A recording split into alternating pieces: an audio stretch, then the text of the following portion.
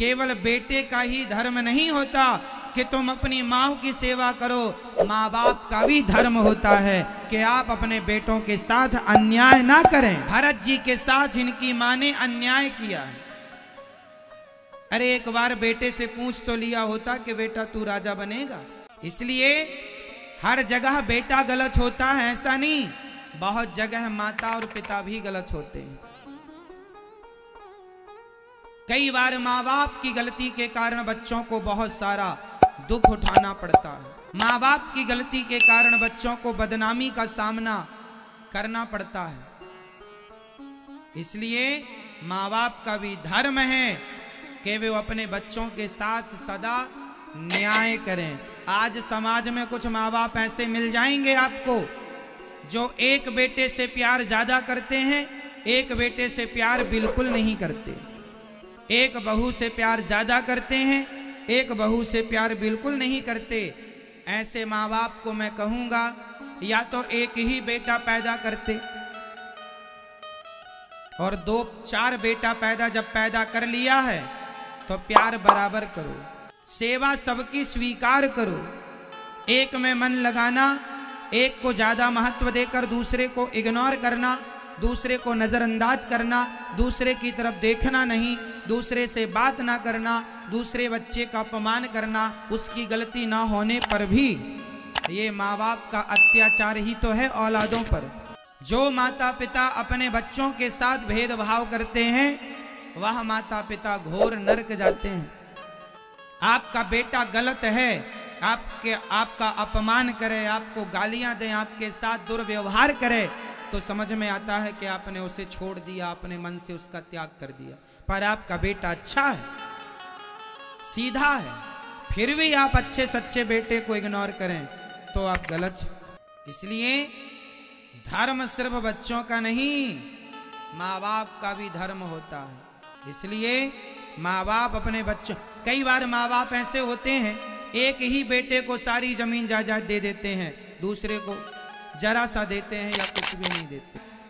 जब राजा अपनी प्रजा पर अत्याचार करता है वह राजा नरक जाता है, और माँ बाप अपने बेटों पर अत्याचार करते हैं, उनके साथ भेदभाव करते हैं तो वह माँ बाप भी घोर नरकगामी होते हैं।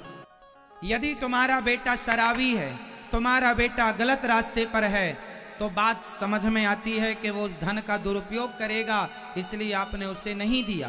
पर बेटा लायक है फिर भी आपने नहीं दिया उसे, उसके अधिकार नहीं दिए उसको, तो अपराध है। धर्म सबके लिए है साहब, ऐसा नहीं कि धर्म का पालन सिर्फ हम करें, सिर्फ हमारे लिए धर्म है आपके लिए नहीं, ऐसा नहीं है। धर्म की परिभाषा सब पर लागू होगी।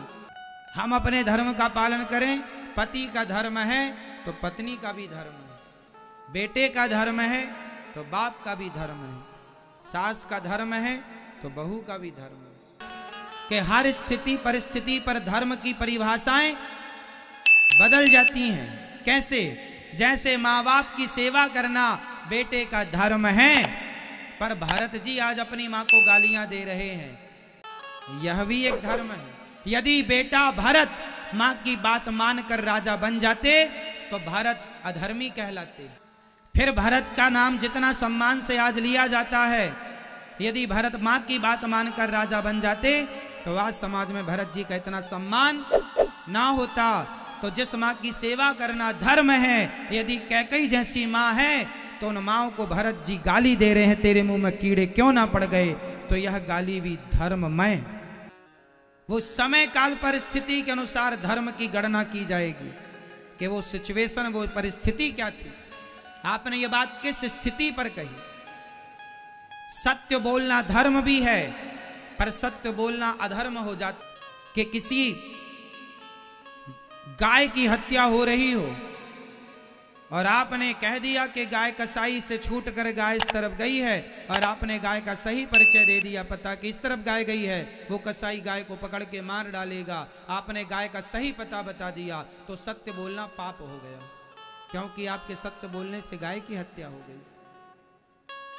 तो सत्य बोलना भी कभी कभी कहीं कहीं पाप होता है। गाय की रक्षा के लिए ब्राह्मण की रक्षा के लिए और निर्दोष लोगों की रक्षा के लिए यदि आपको झूठ बोलना पड़े समाज की सेवा रक्षा के लिए, तो वह झूठ भी सत्य से बढ़ पर शुक्राचार्य जी कहते हैं झूठ बोलना ही धर्म, वो कुछ स्थान है। तो यहाँ धर्म के मर्म को समझना पड़ेगा कि धर्म की व्याख्याएं कितनी गहरी। दाल में नमक डालने से दाल का स्वाद बढ़ जाएगा, पर वही नमक दाल में ज्यादा डाल दिया जाए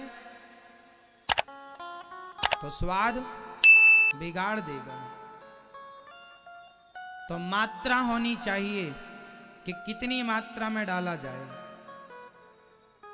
है ना। बस यही है धर्म, नमक की तरह।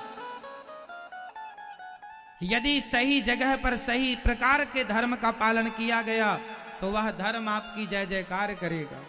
समझने के लिए जीवन निकल जाएगा, तब समझ में आएगा थोड़ा बहुत कि धर्म क्या चीज है।